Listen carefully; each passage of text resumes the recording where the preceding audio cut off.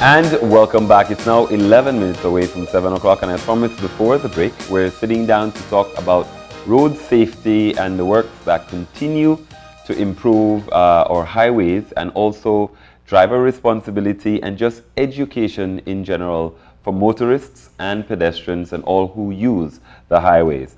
And joining us for this conversation, we have Chief Transport Officer Crispin Jeffries.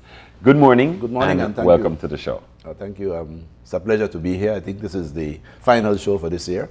Yeah, but it's always a pleasure to come in and sit and chat with you. Today we've been working on the final analysis of what we achieve, and in fact, road safety has taken off in Belize in a big way over the last year. In fact, the road safety project, particularly the work on the George Price Highway, has been the catalyst for a lot of what we've been doing. You said something about education, you said something about awareness. We've been looking at emergency response, infrastructure, as well as the area that I work in, enforcement. So a lot has happened in 2015. Some of it started in 2014, but actually the history of road safety in recent time got a push when 2011 to 2012, they were looking at creating a baseline study. And we brought in a team from Mexico through an organization called IRAP. And they did a survey of the roads in Belize to look at the rating of the highways. And that... How did we do on that? We did not do well. The roads are rated 5-star, 1 to 5, and we, at the end of the period, we may have had something like 8 or 18 miles of 5-star road, over 500 miles of paved road. And so where five is the highest? 5 is the highest. And we don't have a lot of 5 still, but we have 3.5 and growing. Sections of the highway down south can be rated higher than sections of the highway in the north or going to the west. So as a part of that baseline study, they looked at what was happening on the highways and saw that the carnage on the section of road between Belize City and Belmopan was the highest over the 3-year period they studied. And they said, look, let us create a program, but look at the international best practices. And then came the decade of action, 10 years where the United Nations was looking at carnage on the road, and statistics that they've looked at shows that there is 1.2 to 1.3 million persons that dies annually across the world. So Belize has its small amount, but it's a part of the contributing factors. So we took that, and the decade of action was developed, and the decade came with pillars. They had 5 pillars, and we learned from that and the IRAP, and we developed what we have today as the road safety program. Now, we've seen the demonstration corridor. Yes. Be a prime example of what can be done in terms of improving, in terms of infrastructure. Yes, well, exactly that, William. The whole idea of the demonstration corridor was to create a best practice package for Belize. And they were looking at the same thing that we talk about, the 5 pillars. One of the last part that went in was the emergency response. We are still working on education, we are still working on awareness, but the ambulances were the last major effort on the demonstration corridor. Prior to that, we were looking at the education in schools, and you saw the road safety group, the BIRS, the Belizean Youths for Road Safety, as well as the education packages where all the schools, not only those on the corridor, but the entire national education system saw the incorporation of road safety into the curriculum. Well, this week we saw, or I think it was earlier this week, we saw where a child was left unattended and died up north. In Orange Walk, yeah. So we look at all of these things, and even over the holidays, we had quite a number of accidents due to drink driving and all of that. And I think you said something just a while ago about behavior. It's the core problem is driver behavior. Awareness, consciousness is the issue that we we are not paying attention to how do I respond to that news item, song bites that we are putting in. The many 90 seconds ad isn't impacting. I was on a talk show yesterday, and one of the key things that one of the co-hosts said was enforcement, the impact. And I quickly resorted to my experience as a police officer. And I spoke on the issue of what is the consequence. There is this statement that is made that it is not the severity of the punishment, but the certainty of the punishment that make people change. And the violation ticket system is considered one of the things that we are weakest with in Belize. In fact, as a police officer, the successful prosecution of cases was one of the weakest areas. But it boils down to that same human behavior. How do I train my police officers to do everything from the basic up to that point the right way? Is it due to the fact that the degrees of separation in Belize are so small that everybody knows everybody? That I don't think so. I run into you and I kind of know you. You do something that I would ticket somebody else for, but I look at you and say, why not do that again, man? I don't. William, I subscribe to that parochial or behavior where you know everybody. But the other side of it is, how do I identify the processes to make what I do go through to its final stages? If I give you a violation ticket and I do nothing after I process a ticket. For instance, the legislation that was passed for the violation ticket has 15 days where the offender must honor the responsibility for committing the offense and make a payment. There is an additional 15 days that is given where a daily $5 fine is tacked on to that, with $5 interest is tacked on to that fine. And the person does nothing about that. And then there's an additional 14 days, not less than 7 days, when I must take that person to court. And if those things aren't followed through, then the system doesn't work. It is like having the cases in the court where somebody assaults you and the police officer doesn't do the work to follow up the process, or the prosecution system doesn't work. So a violation ticket, not wanting to give the ticket or giving the ticket, doesn't make a difference if there's no continuity, there's no follow through. But it's the behavior. The same behavior you have with the offending driver, the same behavior you have, the behavior of the officer, the behavior of the supervisor to ensure that the matter get processed right through the system is where the failures are.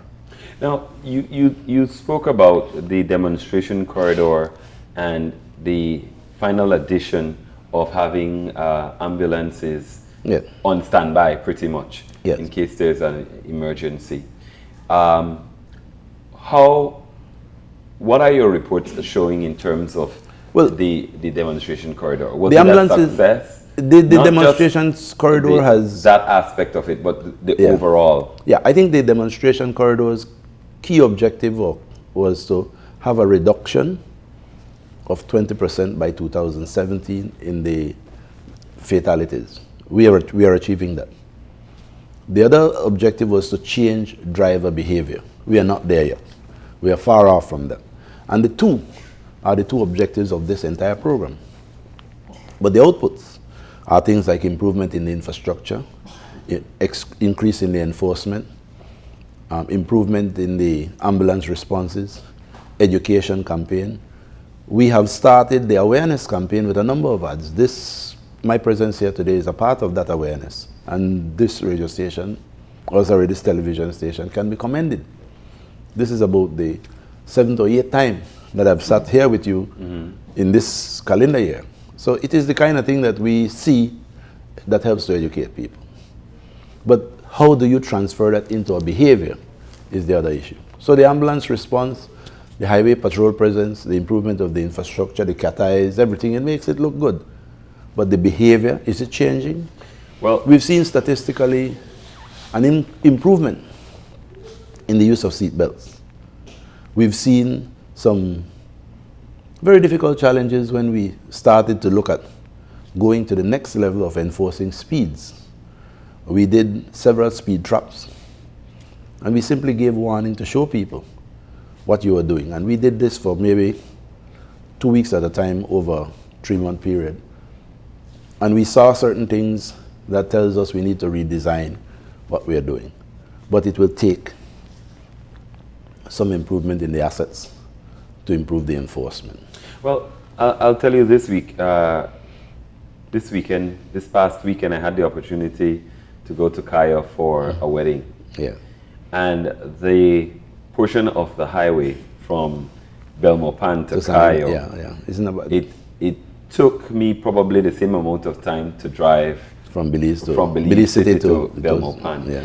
But coming back at night, you could see the difference, and that was the thing that struck me the most. Yesterday, I'm interrupting you. Yesterday, the presence of this chief executive officer from the Ministry of Works on the other talk show, he is otherwise committed today, explain what is happening. And there is, in fact, a big package coming on looking at changing the Roaring Creek Bridge and dealing with that entire stretch of road to San Ignacio. It will be getting the same treatment as you got from Belize City to Belmopan in that section of road.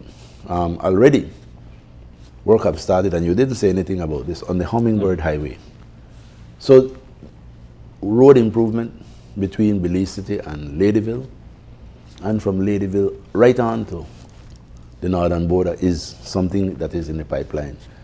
European Union, Kuwaiti, IDB, CDB, all the funding agencies are being tapped into to look at how we can improve the road infrastructure. So 2016-17 should see some of the contracts that were signed, some of the designs that were completed, getting implemented based on what my the CEO, the colleague, said yesterday. Now, let's talk about the reduction in deaths that you've been talking about. Yeah. You gave a percentage. Yeah, 20%. 20%. Now, what does that translate to in terms of real numbers? Because we saw usually around this time of year, there's a spike. There's a spike, yes. And I think that might cloud exactly how people view it as whether it was successful or not. Well, we see where, and this is again from past experience, the traditional practice for the police was to step up enforcement effort between November and January 15 to reduce crime, because it is then when affluence, abusiveness, excesses take place. It is the same with traffic. It's the time when people want to speed around, people enjoy the efforts of their labor because they now have access to a loan and they want to buy a car. Mm-hmm. We see a trend where in the south of the country and parts of the west, a number of motorbikes are being added throughout the region. Phenomena. The phenomena is that motorcycles are in the increase. When we look at the granting of motorcycle license to young drivers, driving license as well as license plates, it has spiraled up to about maybe 40% more motorcycles were licensed over the last 2 years. Mm. So there is an increase, and the attending problem with that was multiple riders, no helmet. And one of the challenging part with a motorcycle is that, unlike a car, the person who gets a learner to learn to ride a motorcycle has nobody to teach him. So he's on his own. He's not in a confined space. So he's out there with everybody else. Now, you hit a very important point there, because that's one of the things that I noticed quite a bit. The challenges with getting people to wear helmets. Yes. And also, I think I've not seen this one before. I'm still staying with the motorcycles because I saw an entire family on a motorcycle. Yes. And the only person wearing a helmet was the father up front. The mother didn't have on. She had 2 children in her arms, and there was one stuck in between. Yes. And this is a pattern that we've seen internationally. We have photographs of it, we have videos of it, but it's a behavior that we are seeing in Belize that we are addressing. And in some cases, we've gone to the extent of confiscating the motorcycle and impounding it. We've had cases where the family will cry and tell you this is their only mode of transportation. But to risk a whole family, mother, father, and children in one accident is something that we would rather take the blunt of being harsh and forceful rather than having to have the statistics on our hands. I've seen, times where you've had massive ticketing and stopping of people for helmets and motorcycles. Yeah. Is it something, because you were talking about consistency as opposed to severity? Yeah. How consistent are we with that rule? We are consistent on the corridor. We're not so consistent across the country. And as you said, the demonstration corridor was where we brought all the assets to bear to see how we can statistically analyze the impact of what we are doing over a period of time. And it's a 3-year period. It's a 36 months exercise. In fact, it has been extended a bit to 2017. So you would have concluded this at the end of 2016, yeah. So it will go to 17. But the whole idea was to look at the statistics over the period of time. And we, at the Department of Transport, were woefully failing in getting the statistical data we need to ensure that we can make the comparison over the period of time. So as it relates to the enforcement, the violations, the speed traps, the time when we do massive exercises, we have tempered that not to deal with the festive season or the peak period, so that it doesn't seem to be something that we are doing it for the money. The idea is to try and approach it so that it changes behavior. It sensitizes people rather than it is being blown out of proportion. I've seen cases where in the past law enforcement has been accused of politically doing things because the specific entity is short of money. This is not the case with the Department of Transport. We are focusing on behavioral change. We are focusing on best practices. And we've adopted those and they've worked for us. Now, as we talk about road safety and some of the ads that you're running, they target young people. Yes. But quite a bit with the drink driving, going to a club and partying. Yeah. And we also see texting and driving and all of that as a part of what we have. But do we have policies in place? Not so much for drink driving, because I think we do, but for texting and driving. No. The legislations are not there yet for texting and driving and the use of cell phones. We've looked at copies of legislations coming out of the United States, coming out of the Caribbean. In fact, we saw new legislations with some harsh punishment coming out of Panama as it relates to seat belts and helmets and child safety seats, to the extent that it is so harsh that they can actually confiscate your vehicle for a second offense in Panama, because the government saw that unless they do something very drastic, they're not going to get people's attention and the behavior won't change.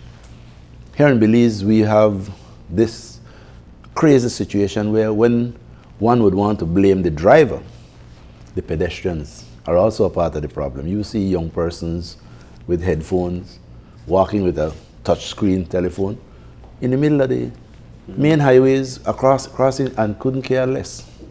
Because it's the driver's responsibility. It is the driver, but that is where they're wrong. But we have not touched.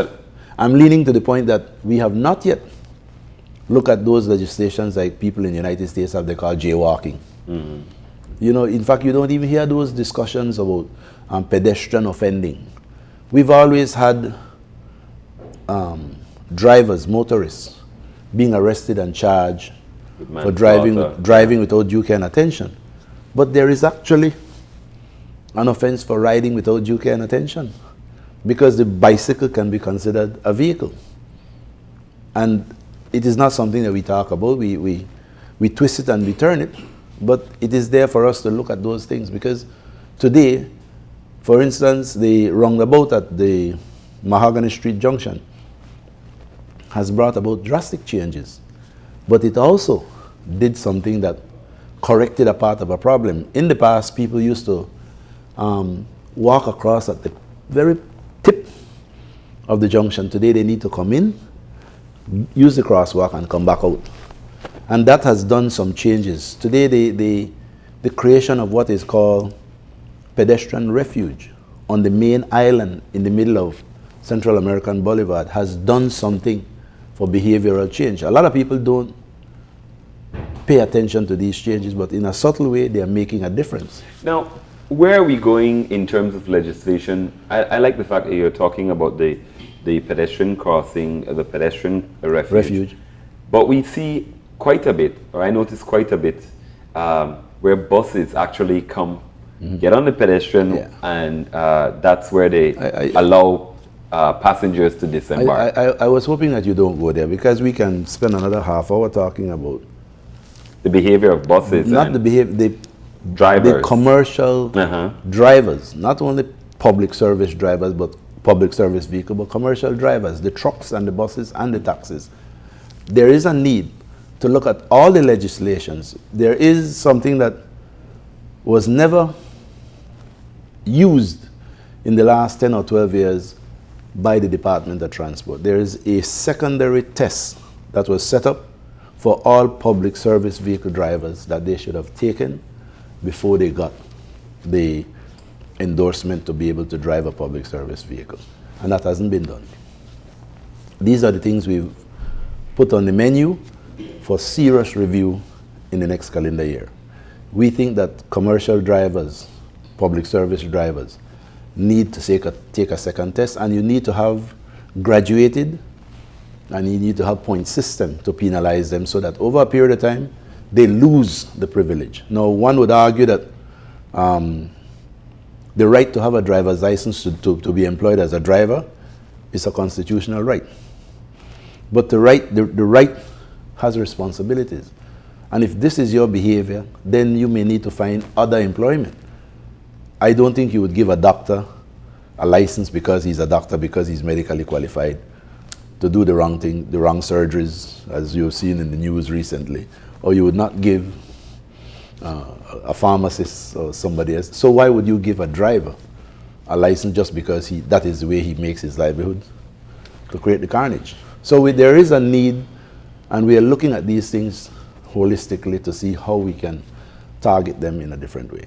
Now, one of the things that was done on the demonstration corridor was the installation of some bus stops near certain villages. Some have shoulders, some don't. Yes. And so you don't have buses pulling off as well. I think there are two locations. There are several. William, what we did is that when you look at some of the villages, they're 3 miles long, 2 miles long. You go to the junction, the most high-profile section of the road between mile 37 and 39. That is Jaguapa through to Beaver Dam Bridge. And you see a village that spreads out with the need for maybe as much as 10 bus stops. The culture over the years have cultured people to want to put their own bus stop at every junction. So the public don't want to walk. The culture of the driver is to put the pedestrian or put the passenger or the commuter as close as possible to the destination. Although it may sound a little bit selfish, that was provided for in our public service legislation. The law says that you must put that passenger off where he wants to get off. And so those things need to be looked at. But people think that it is only about taxis. But the public service vehicle is the taxi and the bus. But the legislation was also saying that there must be bus stops or bus laybys or bus sheds. But they must be legislated. So you would have to go through a national exercise, which we are doing, to get those things legislated in the Gazette. Today, Belizeans don't even know what the Gazette looked like because it's not in wide circulation that it is as it was before, but government of Belize works by the Gazette. A lot of our legislation speaks about Gazette publications.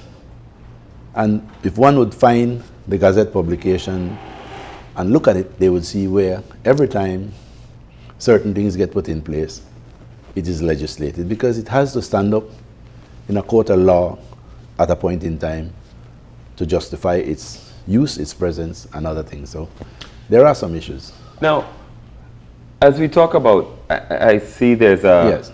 there's a card, yeah. vehicle survey card. Yeah. What's the objective here? The objective here is that we've seen a lot of attention paid to public transportation, but not commercial transportation. And the commercial transportation system is that we have a lot of trucks running along the highways, and we've been doing a lot of work with the regional programs, regional integration program. There's something called the Mesoamerica program, and we've been asked to provide some statistical data related to trucking in Belize.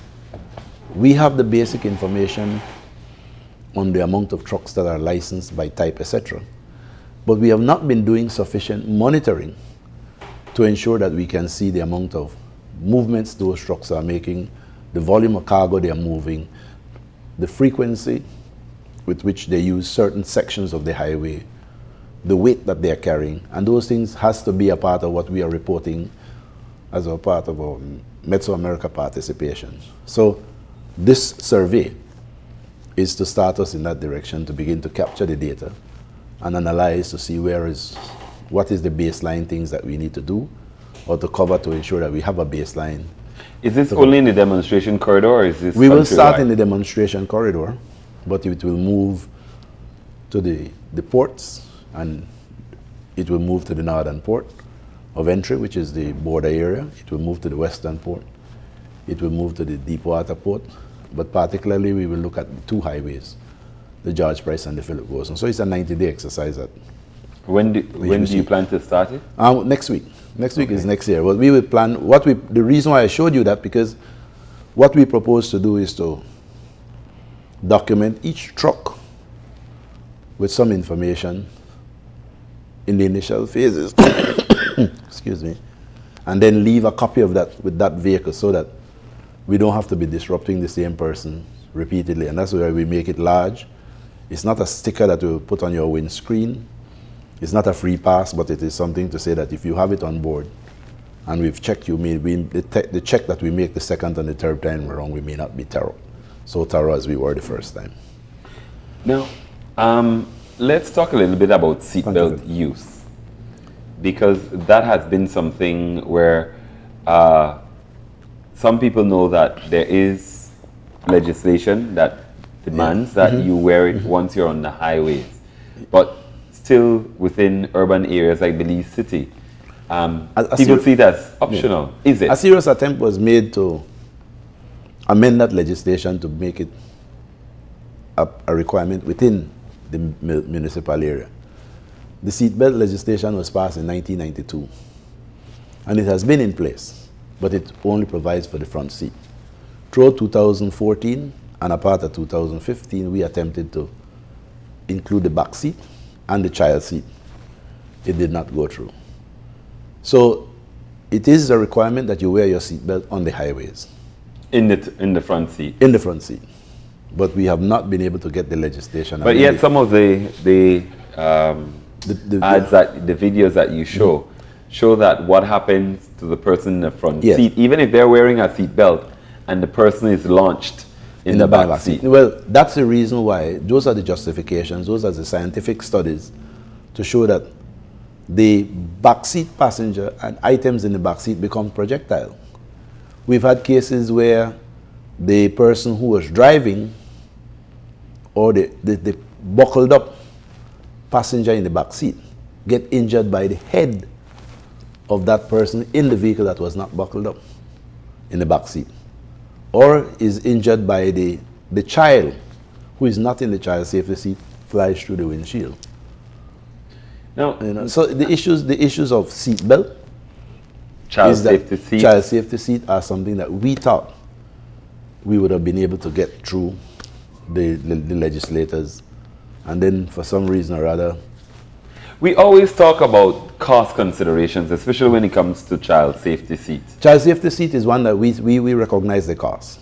We recognize the cost. But you can't replace a life. Yes, and we see very few people in Belize using child safety seats. However, in certain countries, particularly in parts of the United States, it is a must that you don't leave the hospital with a newborn without a child safety seat.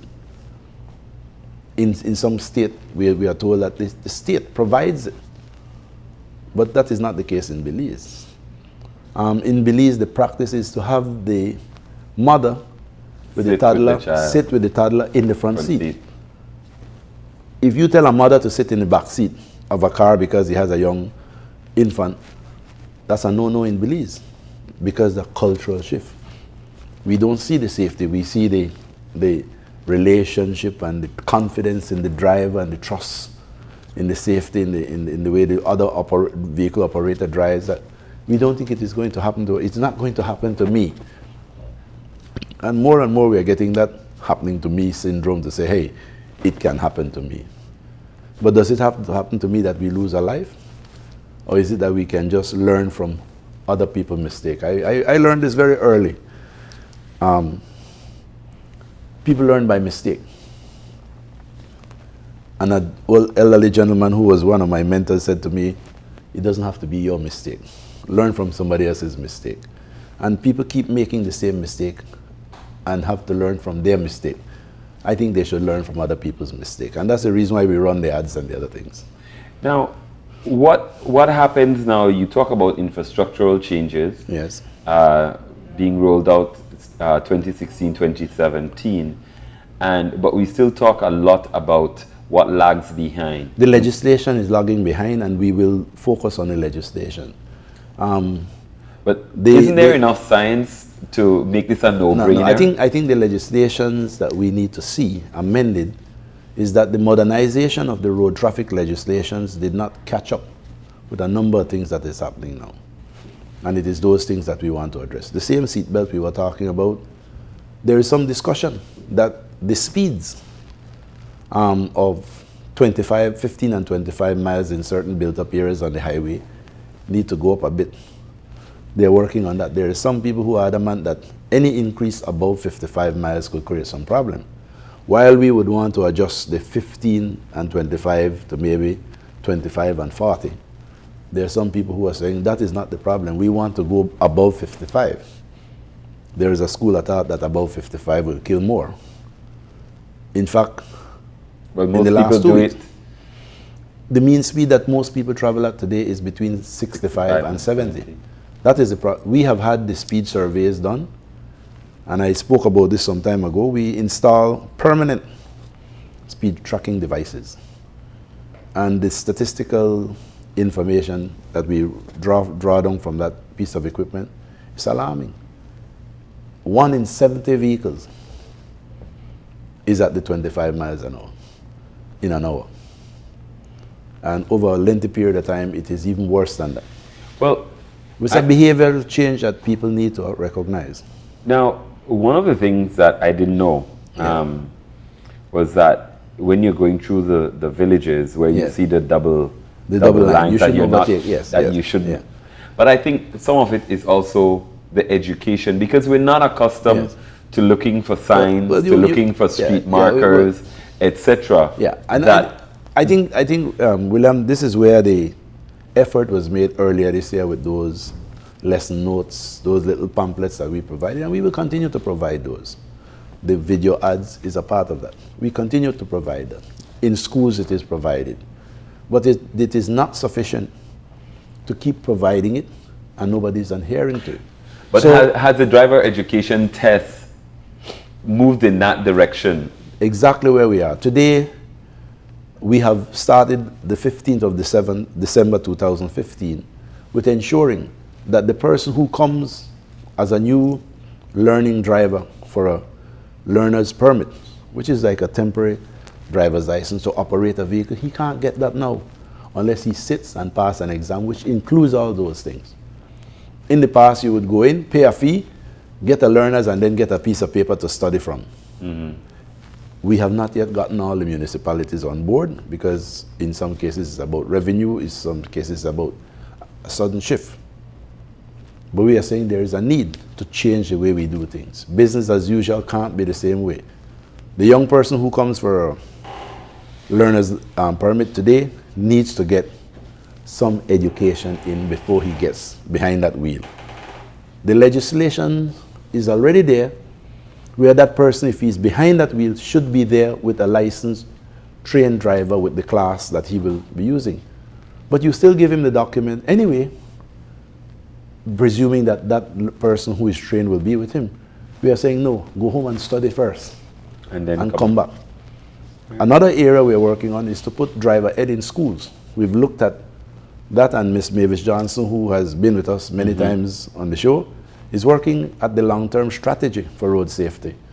There's a, the name of it is Towards Zero Debt.